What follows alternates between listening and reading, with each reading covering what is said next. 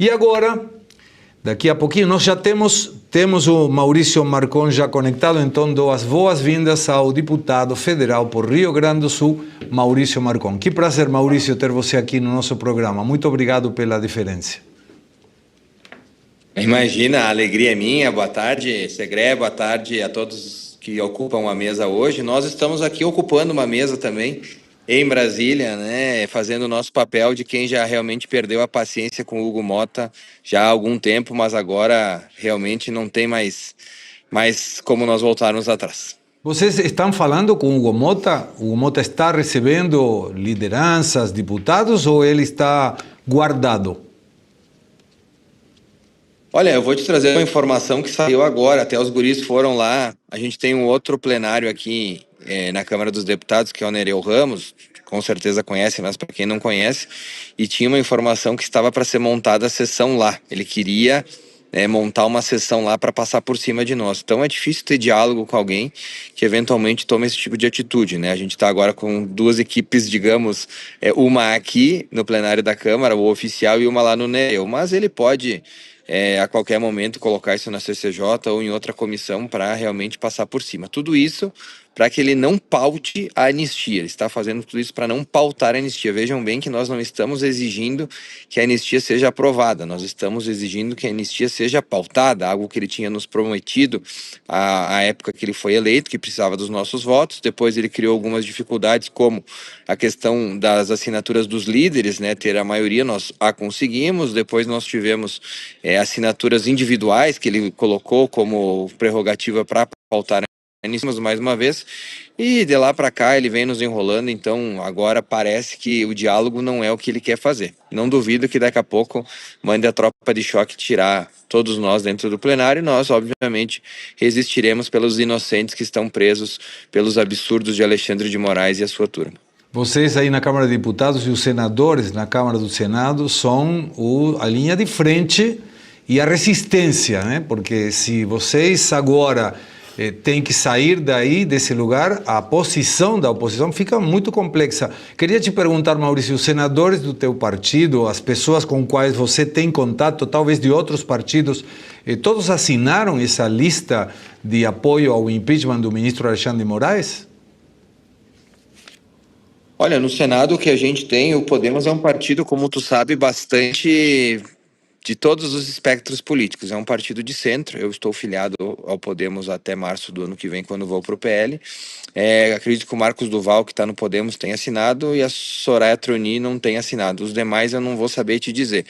Mas é a pressão do povo, e essas pessoas certamente vão responder nas urnas por terem patrocinado um violador de direitos humanos como o ministro Alexandre de Moraes. A gente faz a nossa parte, é eleito para fazer a nossa parte. Estamos fazendo, sei da exposição que isso aqui vai dar, né? A gente talvez esteja em torno de 50, 60, 70 parlamentares no máximo na Câmara, capitaneando essa obstrução, e a gente sabe que a perseguição no Brasil virou uma coisa bastante natural hoje.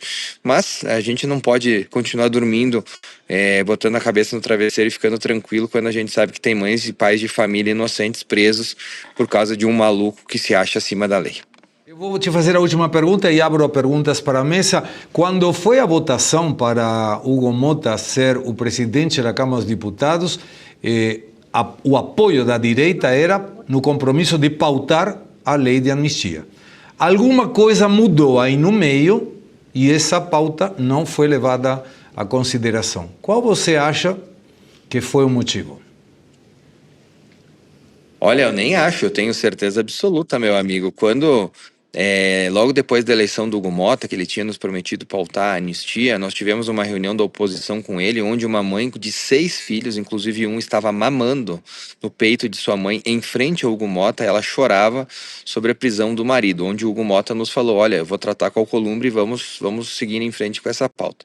Acho que 2 dias depois teve aquela fatídica janta na casa do Alecrim Dourado do Supremo Tribunal Federal, onde houve uma mudança de posição radical do Hugo Motta. Logo em seguida a gente teve aquela operação na cidade de Patos, na Paraíba, onde o pai do deputado é prefeito, ou era prefeito, não me recordo agora, sobre desvios de emendas. E depois a gente teve uma ação, mais um recado muito claro para o deputado, quando há 2 semanas atrás, mais ou menos, um pouco mais, teve aquela reunião de conselho filiação do IOF, onde o Hugo Motta não foi e nem o Davi Alcolumbre. E aí vocês lembram o que aconteceu, né? Apareceu uma funcionária fantasma do gabinete do Hugo Motta, que ele teve que demitir, e também do Alcolumbre, o suplente dele sofreu uma investigação da PF também sobre desvios de emendas. Obviamente são claros alertas feitos pelo Supremo Tribunal Federal que não querem que paute anistia sob pena desses presidentes das casas sofrerem alguma retaliação. Mas como oposição, eu posso dizer que nós estamos um pouco se lixando.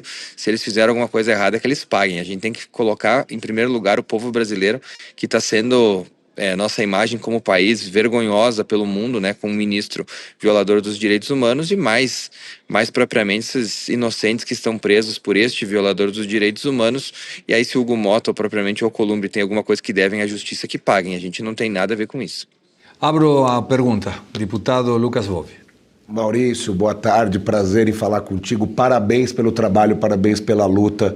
Tenho certeza que o povo vai reconhecer esse esforço de vocês no ano que vem e vai também se lembrar daqueles que não estiveram com vocês aí na luta por liberdade. Seja muito bem-vindo ao PL a partir do ano que vem. Tenho certeza que você vai ter uma votação ainda mais expressiva.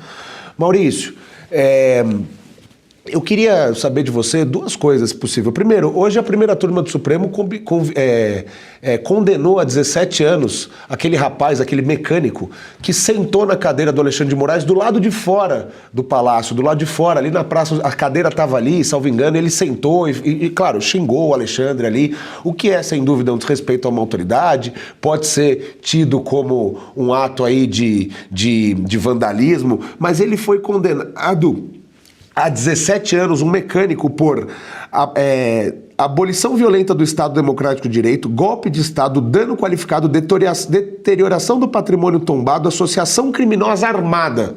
Bíblia, crucifixo, não sei o que eles entendem por arma.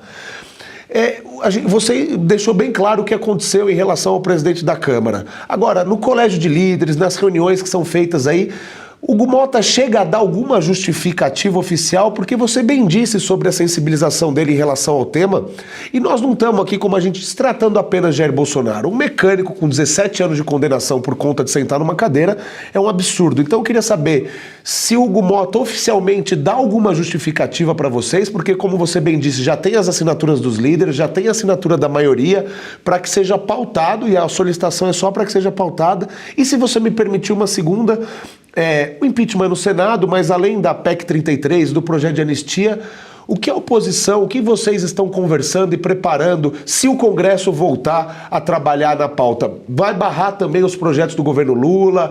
Qual que é a expectativa aí? É obstruir totalmente, voltando, sendo pautado o PL da anistia ou não sendo? O que vocês estão imaginando? Quais são os próximos passos na Câmara dos Deputados? Muito obrigado, meu amigo, e parabéns novamente. Vou tentar responder todas. Se eu me esquecer de alguma, tu me dá um puxão de orelha aí que a gente responde. A justificativa do Hugo Motta e depois os próximos passos. É só isso. Vamos ser mais breve aqui. Não, vamos lá. Aqui eu quero falar de algumas coisas. Primeiro, a questão da anistia. Quando tu trouxe essa condenação absurda, a gente tem que lembrar que esse cidadão não poderia estar sendo julgado pelo STF. Ele não tem foro privilegiado. Aí alguns argumentam que, pelo Ramagem estar nesse processo, né, deveria ser julgado no STF todo mundo. Mas eu quero lembrar a todos que o Ramagem, esse processo, teve voto suficiente aqui na Casa do Povo, onde esse processo deveria ser parado. Vocês lembram que nós votamos, né, a paralisação desse processo do golpe, né, como diz alguns senadores de esquerda aí do PT, e o Supremo Tribunal Federal simplesmente deu de ombros para essa votação que a gente fez. Olha, sobre o Hugo Motta, a sinalização nunca tenha chegado até mim, tá? Ele, como eu falei, quando nós conversávamos com ele, o próprio Rogério Marinho falou que não conversa com ele há 15 dias, que ele não... minto, o Zuco tá com dificuldade de conversar com ele. Falei do Rogério Marinho porque o Rogério Marinho também falou que não consegue falar com o Alcolumbre. Então eles estão com essa posição muito mais radicalizada com a oposição e muito mais governista. Eu acho que muito por aquilo que a gente já tratou aqui, né? Por terem talvez problemas com a justiça que os impeçam de tomar atitudes que eles deveriam tomar como presidentes das casas. Sobre outras pautas, né, sobre o que a gente ainda está reivindicando, olha, a gente tem duas pautas muito importantes. A primeira é o fim do foro privilegiado, que já foi aprovado no Senado, está aqui na Câmara parado, também muito obviamente por mando dos ministros do Supremo, que não querem perder a coleira sobre os parlamentares, e o ministro Hugo Motta não coloca, o presidente Hugo Motta não coloca a votar, o que certamente teria, olha, eu posso falar com tranquilidade 80% de votos aqui da Câmara dos Deputados com muita tranquilidade, porque todo mundo está bem cansado de ficar de coleira aí com esses ministros do Supremo que usam muitas vezes processos para chincalhar parlamentares. E outra medida que seria bastante interessante, aprovada, vejam vocês, na presidência de Pacheco no Senado e veio para a Câmara, que é a questão do fim das medidas monocráticas do Supremo Tribunal Federal, das decisões monocráticas. Algo como não teria acontecido, por exemplo, a suspensão pelo ministro Alexandre de Moraes do PDL, que sustou o IOF. Ele não poderia fazer isso de forma monocrática. Então, são pautas, vejam vocês,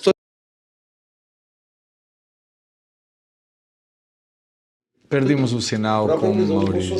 foi uma decisão monocrática. Vê se voltou. Voltou. Estamos aí, te escutamos, Maurício. Continua. Estamos aqui na Câmara, a internet não é das melhores. Mas, enfim, pautar a anistia é uma questão democrática, né? Coloque em pauta e deixa que os deputados eleitos pelo povo decidam se ela deve ou não ser aprovada. O que o Hugo Mota está fazendo, esse sim está fazendo movimentos antidemocráticos ao não pautarem projetos tão importantes, que é uma demanda dos deputados, porque, como eu disse, terá votos suficientes para aprovar com até uma grande folga.